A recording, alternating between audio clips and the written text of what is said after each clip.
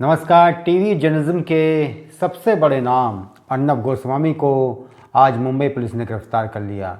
अर्नब की गिरफ्तारी क्यों हुई, ये सवाल सब लोगों के जहन में कौंधा।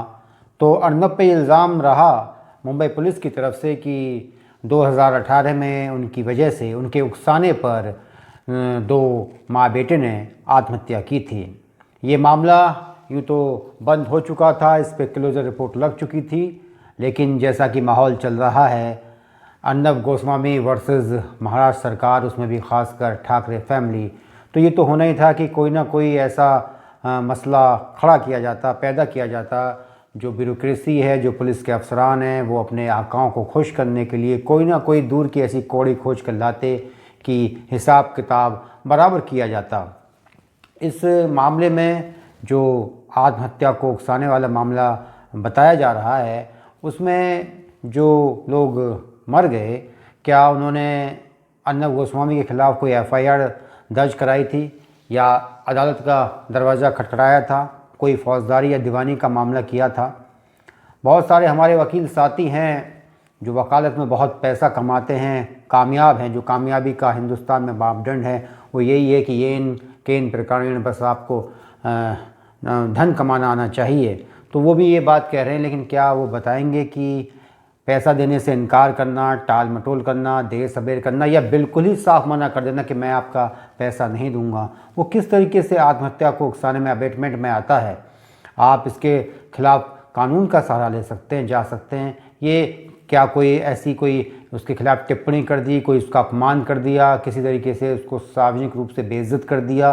बहरहाल कानून के तो बहुत सारे पहलू होते हैं और कानून के जो भी मुहाफ़िज़ होते हैं, कानून के जो भी जानकार होते हैं, जो भी डिग्रीधारी होते हैं, वो बेहद काबिल होते हैं, जब भी तुमको लन्नट बोला जाता है। और अर्नब गोस्वामी की इस गिरफ्तारी से कौन खुश है? फिर वही 370 के समर्थक, सीए के विरोधी, हर वक्त हिंदुस्तान के ख़िलाफ़ बोलने वाले, हिंदुस्तान के ख़िलाफ़ बोलने वाले, उसके धर्म के ख़िलाफ़ बोलने वाले, और जो हिंदुत्व की जो बातें हैं या जो हमारे देश की प्राचीन परंपरा हैं उनके खिलाफ़ बोलने वाले, ये तमाम लोग हैं। ये वही लोग हैं जो ये चाहते हैं कि बिहार में बीजेपी हार जाए, नीतीश कुमार हार जाए और अमेरिका में डोनाल्ड ट्रंप हार जाए। तो ये एक ऐसा वर्ग है जो हर जगह पर अपने ही हिसाब से अपनी खुशी को ढूंढता है और उसकी खुशी हिंदुस्तान के दुख में ही ज़्यादा नज़र आती है।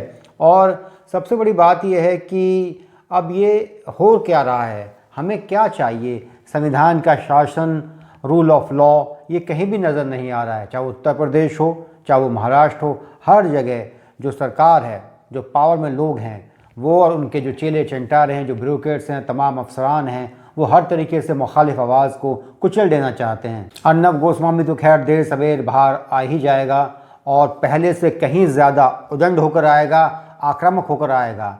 हमारी अर्नब गोस्वामी से, हमारी मतलब हम जैसे लोगों की हमेशा से एक नाराज़गी रही है, अदावत रही है। उस ज़माने से जब वो एनडीटीवी में काम करता था, बाद में टाइम्स नाउ में आ गया, फिर उसने अपना खुद का चैनल बना लिया।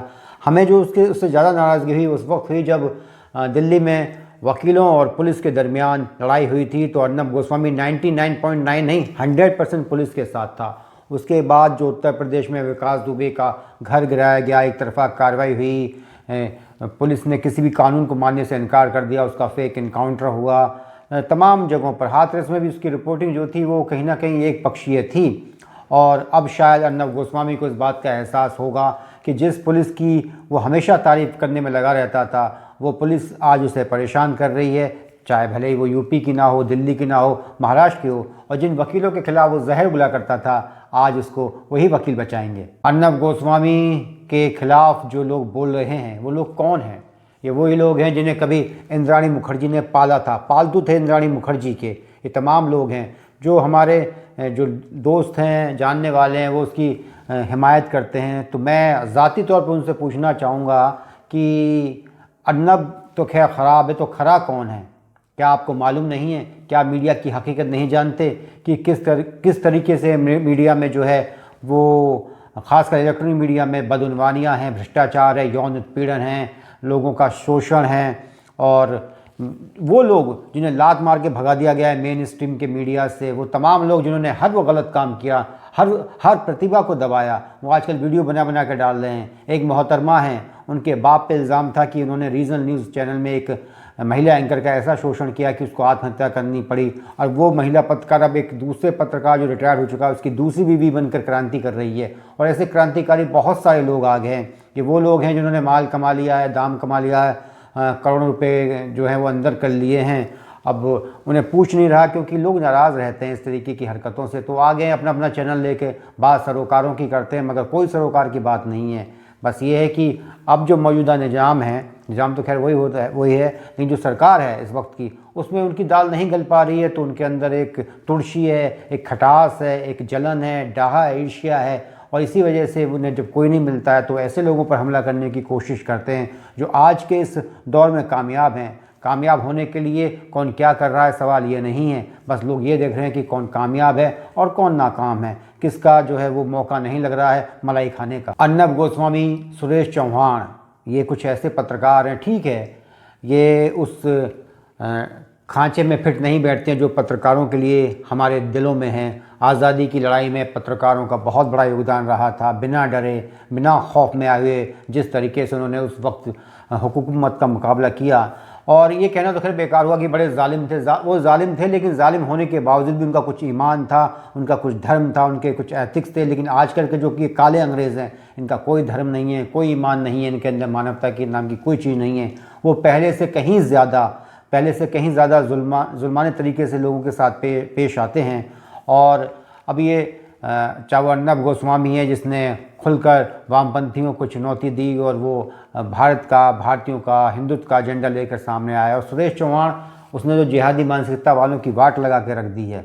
ये शब्द लगता है कि थोड़ा सस्ता सा है, लेकिन सही बात तो यही है कि जो काम बहुत बड़े बड़े लोग नहीं कर पाए वो अकेले सुरेश चौहान ने कर दिया। अब चौहान साहब को उनकी शख्सियत कैसी है, उनकी काबिलियत कैसी है, उनकी समझ कैसी है, वो एक बहस का विषय हो सकता है, लेकिन सही बात तो ये है कि उन्होंने बहुत ज़बरदस्त चोट की। और देखिए, जब उन्होंने ये आपका यूपीएससी वाला जो खेल किया कि वो आईएएस वगैरह में जो जिहाद चल रहा है, तो कश्मीर से लेकर कन्याकुमारी तक तमाम ब्यूरोक्रेट्स, तमाम उनकी एसोसिएशन, तमाम उनका जो ग्रुप है वो सब एक हो गए, चाहे वो कोई भी था। तो ये खैर ऐसा होता है कि तमाम लोग, डॉक्टर, इंजीनियर्स, ब्यूरोक्रेट्स, सब लोग एक हो जाते हैं, सिवा पॉलिटिशियंस के। ये है खैर। अब ये सबसे बड़ा सवाल ये है कि ये जो गिरफ्तारी है इससे क्या नुकसान होंगे। इससे नुकसान ये होगा कि जो मुखालिफ आवाज़ें हैं, जब वो इतने बड़े स्तर पर दबा दी जाएंगी, बिल्कुल शीर्ष स्तर पर उन्हें कुचल कर रख दिया जाएगा, तो छोटी जगहों पर क्या होगा। कस्बों में, देहातों में पत्रकारों के सामने बहुत बड़ी चुनौतियां हैं। जैसे कि गुरमीत राम रहीम वाले केस में हुआ था, वो पत्रकार जिसका कत्ल कर दिया गया उत्तर प्रदेश में जहाँ भारतीय जनता पार्टी की सरकार है, वहाँ कैसे कैसे मामलों में मुकदमे दर्ज हुए हैं पत्रकारों के ऊपर। एक किसी पत्रकार ने, बेचारे ने ये दिखा दिया कि देखिए यहाँ मिड डे मील में नमक के साथ रोटी खिलवाई जा रही है, तो उस पर मुकदमा। और तमाम, अगर किसी ने भी कुछ भी सरकार के खिलाफ जाने की हिम्मत की, तो वही जो वहाँ पर लोग बैठे हैं, जो सलाहकार हैं, वो आवाज़ को कुचलने की कोशिश करते हैं। और सबसे बड़ी बात यह है कि बदतमीजी में और बदसलूकी में ये जब पत्रकारों से तमाम हदों से गुजर जाते हैं, तो जो दूसरे साथी पत्रकार होते हैं, उनका ये फ़र्ज़ होता है, वो अखलाकी फ़र्ज़ होता है कि वो अपने साथियों की हिमायत करें, उनके लिए आगे बढ़ के बात करें। तो ऐसा नहीं होता। बहुत सारे लोग होते हैं। आज एक बीजेपी के प्रवक्ता हैं उत्तर प्रदेश में, किसी ज़माने वो भी पत्रकार हुआ करते थे टीवी न्यूज़ चैनल के, उनके साथ बदतमीज़ी की गई और उनको गाड़ी में मारपीट के ऐसी जैसे घसीट कर अर्नब गोस्वामी को ले गए। बाद में एएसपी सस्पेंड हुआ था, सस्पेंड यानी कुछ दिनों के लिए। तो हिंदुस्तान में कोई बहुत बड़ा कांड कर दे कोई अधिकारी, तो वो ज़्यादा दिनों के लिए सस्पेंड नहीं होता है। एक हमारे बड़े प्रबुद्ध किस्म के बीजेपी के नेता हैं राकेश सिन्हा, उन्हें पकड़ के ले गई पुलिस वहाँ पर नोएडा में। तो इस तरह की हरकतें होती रही हैं। और महाराष्ट्र सरकार को एक बात याद रखनी चाहिए कि न जाने कब अमित शाह गृह मंत्री बन जाए और हिंदुस्तान की जो सत्ता है उसकी कुंजी उसके हाथ में आ जाए, और न जाने कब कोई चिदम्बरम गृह मंत्री से भूतपूर्व हो जाए और पहुंच जाए जेल में। ये समय का चक्र है, ये हमेशा घूमता है। जो कल ऊपर था वो नीचे आता है, जो आज नीचे है वो कल ऊपर जाता है। आज नहीं तो कल, कल नहीं तो परसों महाराष्ट्र की इस गठबंधन सरकार को भी जाना है। और आज जो गोस्वामी के घर में बेधड़क घुस रहे हैं, बदतमीज़ी कर रहे हैं, तमाम तरह की जो चर्बी उनको चढ़ी हुई है वर्दी के जोश में, आप देखिएगा, यकीनन आप देखेंगे कि किस कदर उनका रुख बदल जाता है। वो तलवे चाटने पर आ जाएंगे और ये एक ये एजेंडे के तहत काम हो रहा है। वो जो धूर्तता का बड़ा प्रतीक है, उसने कल कंगना रनौत के ऊपर एक केस दर्ज कराया है। बहरहाल उसका भी रंग नज़र आया है। हिंदुस्तान है, उसका रंग नज़र आया, जिसने बड़ी मुहाजिरनामा लिखी थी, क्या नाम है उसका, मुनव्वर राणा। हिंदुस्तान के लोग बड़े सीधे हैं, भोले हैं। वो तो उसको जो मर गया कि मेरी पेशानी पे हिंदुस्तान लिख देना, पता नहीं उसने कब ये बात कही थी, लेकिन वो तमाम बातें भूल के जो हिंदुस्तान के मुखालिफ वो बोला था। बहरहाल अर्नब गोस्वामी तो वापस आएगा और आने के बाद और शिद्दत से अपना एजेंडा चलाएगा। और अगर उसने नहीं चलाया, वो खामोश हो गया किसी वजह से, तो आज तक जो कुछ हासिल किया है वो सब कुछ खो जाएगा, मिट्टी में मिल जाएगा।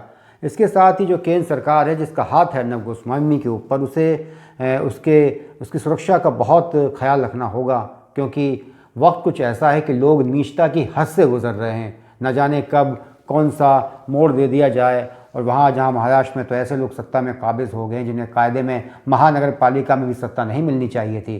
तो ये केंद्र सरकार का ये फ़र्ज़ बनता है, न सिर्फ अर्नब गोस्वामी के लिए, किसी भी आम नागरिक के लिए। अब ऐसा, ये भारत एक संघीय ढांचा है, राज्य सरकारें अपनी मनमानी करती रहेंगी, इसका मतलब ये नहीं है कि जो केंद्र सरकार है, जो और लोग हैं, जो राष्ट्रपति हैं, सुप्रीम कोर्ट है, जुडिशरी है, तमाम चीज़ें वो आँख मूंद कर बैठ जाएं। हमारे वो मित्र जो अर्नब गोस्वामी की मुखालफत कर रहे हैं, शायद वो नहीं जानते कि इस मीडिया की हकीकत क्या है। बहुत कुछ है कहने के लिए। अब OTT जो प्लेटफॉर्म है, उस पर बहुत सारे ये जो है वेब सीरीज़ बनती हैं। कोई हमारे पास भी कोई ऐसा सरमाया हो, संसाधन हो, तो हम बताएं बना के, क्योंकि अगर ऐसी चीज़ बना देंगे तो वो आप अगर सीरियल बनाएंगे, TV सीरियल, तो चल नहीं पाएगा न्यूज़ चैनल वगैरह पे, और ये अगर फिल्म बना देंगे तो सेंसर में अटक जाएगी। हाँ, OTT प्लेटफॉर्म पे वेब सीरीज बनाकर तमाम हकीकत बताई जा सकती है कि लोग ख्वाब में भी इस बात का तसव्वुर नहीं कर सकते कि किस कदर जो गंदगी है उसमें समाई हुई है। बहरहाल अब पूरे देश में एक आंदोलन चलना चाहिए रूल ऑफ लॉ के लिए, संविधान के शासन के लिए, फर्जी मुकदमों के ख़िलाफ़, फर्जी मुठभेड़ों के ख़िलाफ़, पुलिस के जुल्म के ख़िलाफ़, मानवाधिकार के लिए, नागरिक अधिकार के लिए। बावजूद इसके कि हिंदुस्तान में 135 करोड़ की आबादी है, बहुत सारे लोग भूख से और बेरोज़गारी से त्रस्त हैं, लेकिन फिर भी हक़ है लोगों को अपने नागरिक अधिकारों का और गरिमापूर्ण जीवन को जीने का। इन तमाम बातों की भी एक अपनी अलग अहमियत है। सिर्फ इसलिए कि हिंदुस्तान में कुछ लोग ये इन केंद्र प्रकार ने सत्ता को कब्ज़ा लेते हैं, तो उन्हें ये हक़ नहीं मिलना चाहिए कि वो आवाम के साथ, देश के ख़िलाफ़, देश की परंपराओं के ख़िलाफ़, देश के संविधान के साथ किसी भी तरह का खिलवाड़ करने पाएँ। नमस्कार, जय हिंद।